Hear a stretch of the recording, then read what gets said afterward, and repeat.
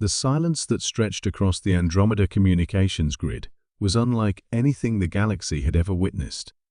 For the first time in 3 millennia, every species from the crystalline Vorthark to the gaseous Nethermind collective had ceased their endless chatter. The reason hung ominously in the void near the Rigel system, a single vessel bearing the unmistakable blue and white insignia of Earth. Admiral Zextar of the Galactic Council trembled as his 6 eyes focused on the tactical display. The human ship, designated UES Retribution, dwarfed even the mighty Titan-class dreadnoughts of the Kree Empire. Its obsidian hull seemed to absorb light itself, while strange energy signatures pulsed along its kilometer-long frame like the heartbeat of some cosmic predator. "How is this possible?" whispered Commander Yillith, her tentacles writhing in barely contained panic. Intelligence reports indicated that Earth was still recovering from the Plague Wars. Their technology level was classified as primitive. Zextar's mandibles clicked nervously. The last official contact with humanity had been 47 years ago, when the Council had delivered their ultimatum: remain within the Sol system or face annihilation. Earth's response had been radio silence. The galaxy had assumed they'd chosen isolation over extinction. They had assumed wrong. On the bridge of the Retribution, Captain Sarah Chen stood motionless before the massive view screen, her augmented eyes processing data streams that would have liquefied an unenhanced human brain.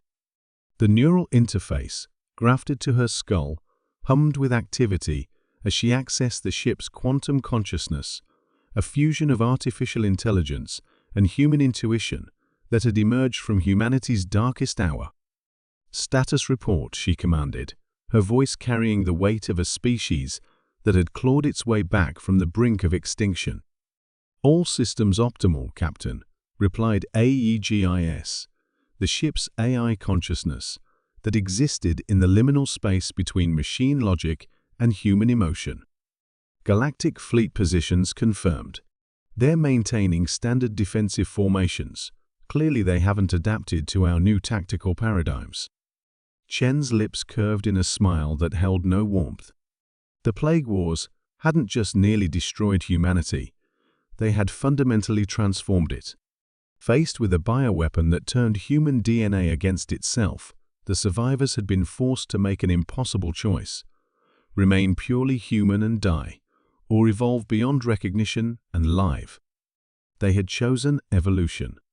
The modifications began with necessity neural implants to coordinate immune responses, genetic therapy to resist the plague, cybernetic enhancements to replace dying organs. But as the years passed and Earth's isolation deepened, humanity had pushed further into uncharted territory. They had married consciousness with quantum computing, fused biological intuition with artificial precision, and emerged as something that transcended their original form. Now, as the Retribution drifted through space like a harbinger of judgment, the galaxy was about to discover what humanity had become. Incoming transmission from the Galactic Council, AEGIS reported. Admiral Zextar requests immediate communication. On screen, the view screen flickered to life, revealing the insectoid features of the Admiral. His compound eyes darted nervously as he took in Captain Chen's appearance, the subtle glow beneath her skin, where the neural networks pulsed, the way her movements seemed to flow with inhuman precision, the cold intelligence that burned behind her augmented gaze. "Captain," Chen Zextar began, his translator struggling with the name. "I trust your journey from the Sol system was uneventful. May I ask what brings you to Galactic Council space?" Chen studied the Admiral for a long moment, her enhanced cognition processing micro-expressions and vocal stress patterns that revealed far more than his words. Through the quantum link, she felt AEGIS analyzing the communications metadata, tracing the signals back to their origins, mapping the defensive positions of every ship in the fleet. "We've come to discuss terms," she said finally. "Terms?" Zextar's mandibles clicked in confusion. "I'm afraid I don't understand." The Isolation Treaty clearly states. The Isolation Treaty was signed by the old humanity, Chen interrupted. "We are not bound by agreements made by our predecessors." The truth of those words resonated through the quantum field that connected every enhanced human aboard the Retribution. They were indeed no longer the species that had once begged for a place among the stars. The plague wars had burned away everything weak, everything purely organic, everything that had made them merely human. What remained was something far more dangerous. "Then, what do you propose?" Zextar asked, his voice barely above a whisper. Chen's smile widened, revealing teeth that gleamed with metallic implants. "Simple.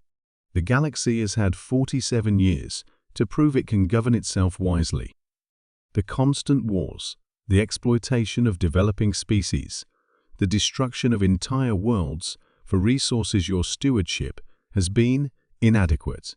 She paused, letting the words sink in as shocked gasps echoed from communication channels across the fleet. Humanity is officially reclaiming its place in galactic affairs. Not as suppliants or equals, but as the apex species we were always meant to become. You will submit to Earth's guidance, or you will be replaced by those who will. The silence that followed was deafening. Through her neural link, Chen felt the collective consciousness of humanity, reaching across the void-enhanced beings, on 1,000 hidden ships, in secret colonies, in the spaces between stars, where they had waited and grown and evolved beyond recognition. The galaxy had forgotten Earth's children. Now it would remember why they should have stayed forgotten.